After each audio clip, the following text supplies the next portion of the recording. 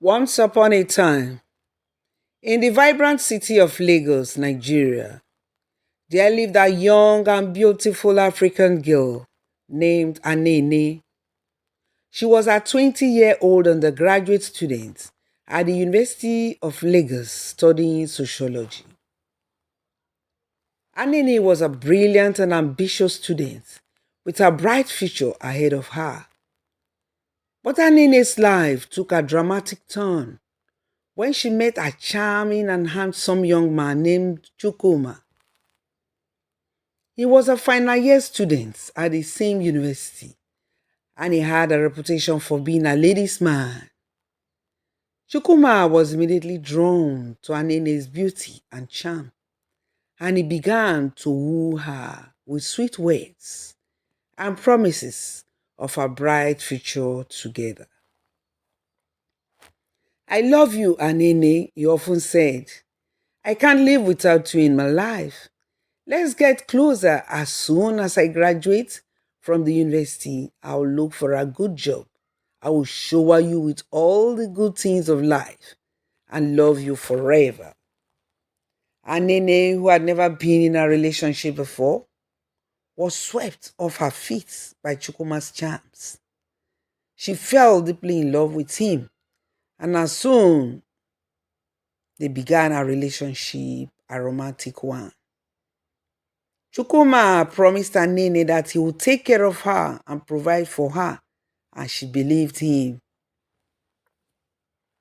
Their relationship was short lived. After a few months of dating, Anene discovered that she was pregnant. She was shocked and scared, and she didn't know what to do. But she was happy. Chukuma would be happy to hear the good news and would plan on what to do. She confided in Chukuma, expecting him to stand by her and take responsibility for the pregnancy. But to her greatest shock, he denied the pregnancy and claimed that the baby wasn't his.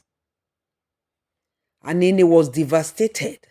She felt betrayed and abandoned by the man she loved. She tried to convince Chukuma to take responsibility for the pregnancy, but he refused. He told her that he was not ready to be her father and that she should get an abortion. Anene was heartbroken. She didn't know what to do or where to turn. She was the only child of her parents who were now very old. She felt like her whole world had come crashing down around her and didn't know what her parents would say or do. They had struggled to train her this far and she didn't want to break their hearts. What if she decided to do abortion and died along the way? She thought dishearteningly. What will happen to her parents? She asked herself again and again.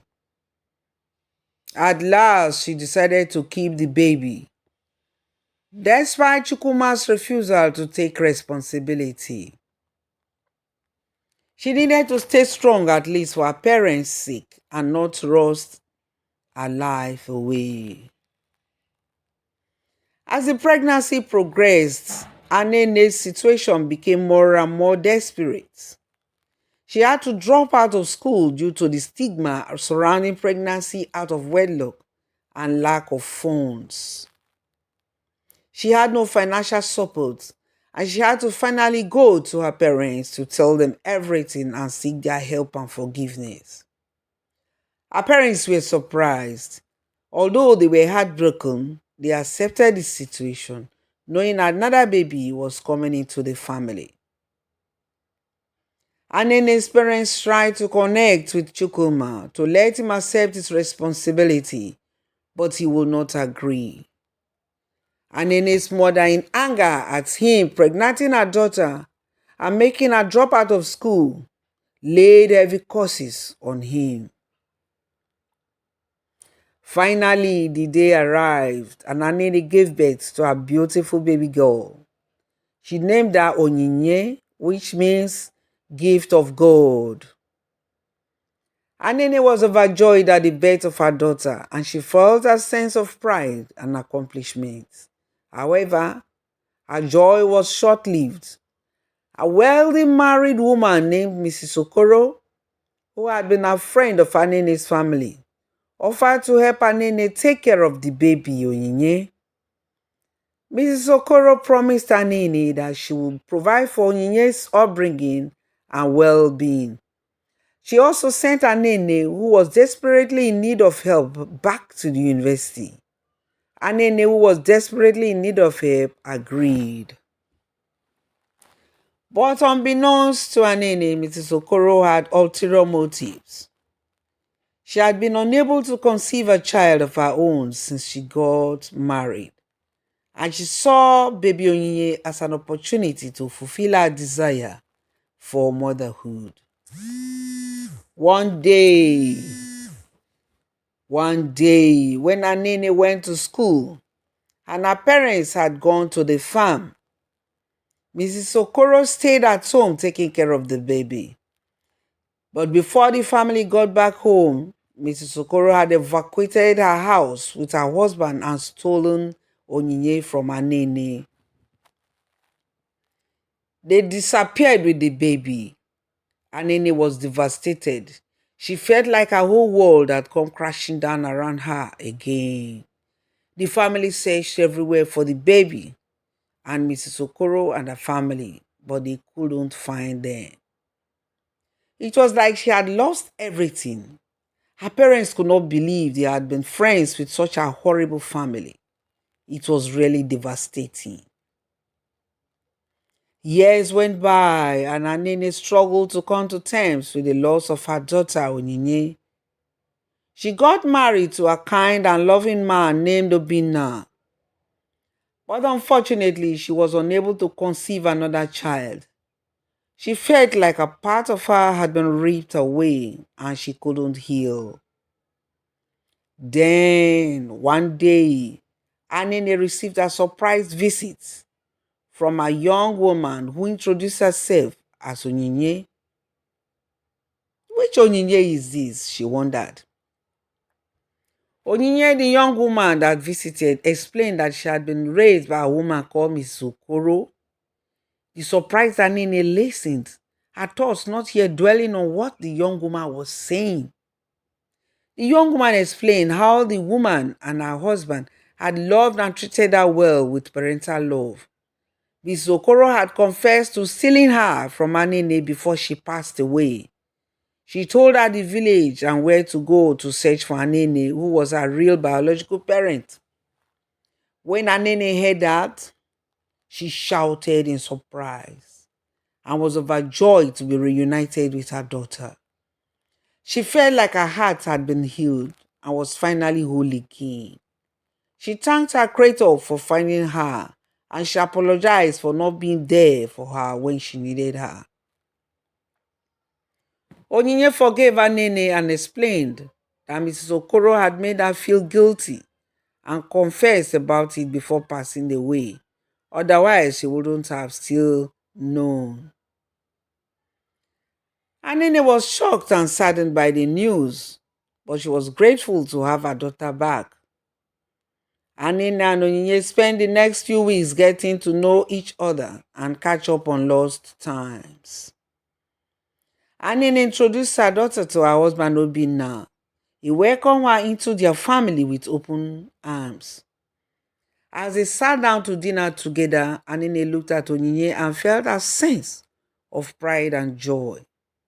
She knew that she had been given a second chance and was determined to make the most of it.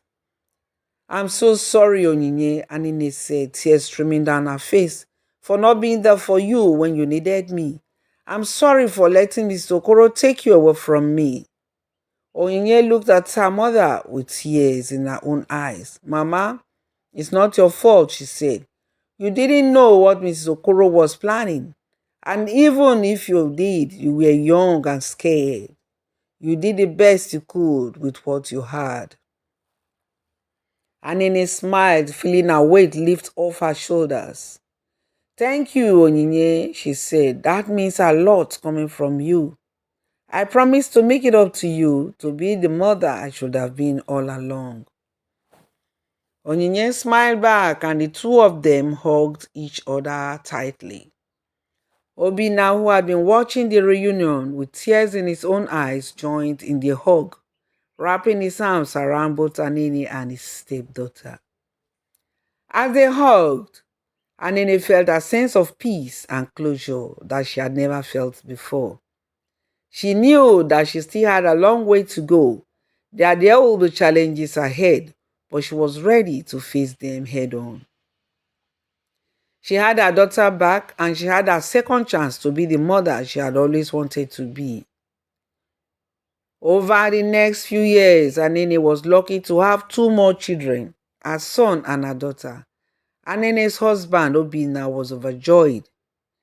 As time passed, Anene began to notice changes in Onyinye.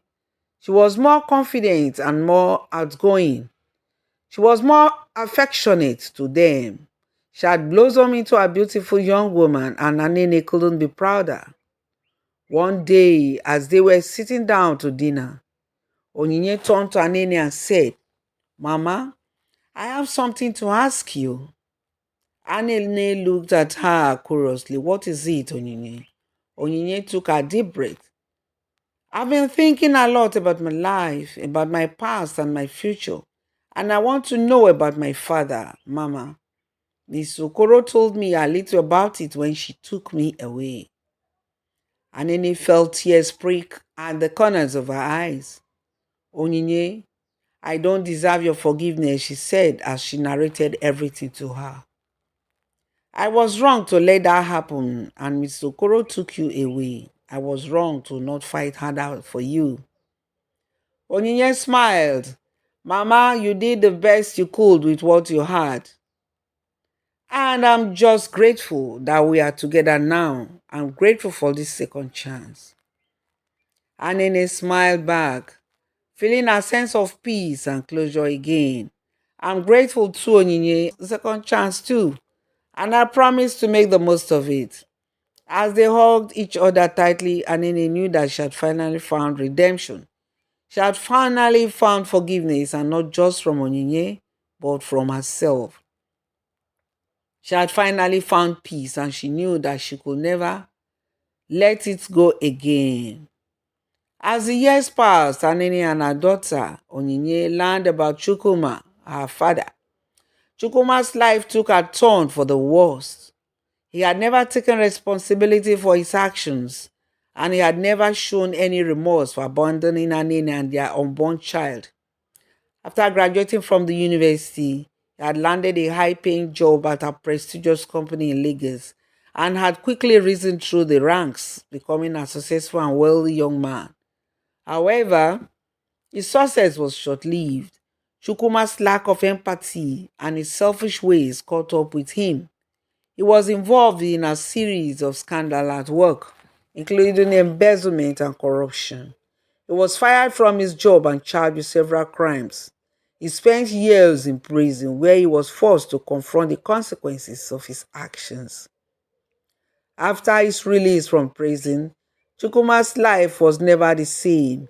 He was shunned by his friends and family, and he was unable to find a job. He spent the rest of his days in poverty and obscurity, haunted by the ghosts of his past. They had heard about it all through a mutual friend. Through that same friend, Chukwuma also heard about Anene and his daughter. He was shocked and filled with regret, realizing too late the damage he had caused. He tried to reach out to them, but they wanted nothing to do with him. They had moved on with their lives and they didn't need him anymore. Chukwuma was left alone, a shadow of the man he once was. He spent the rest of his days in solitude, a reminder of his consequences of his actions. In the end, justice had been served. Chukwuma had faced the consequences of his actions, and Anene and Onyinye had found peace and closure. That's the end of this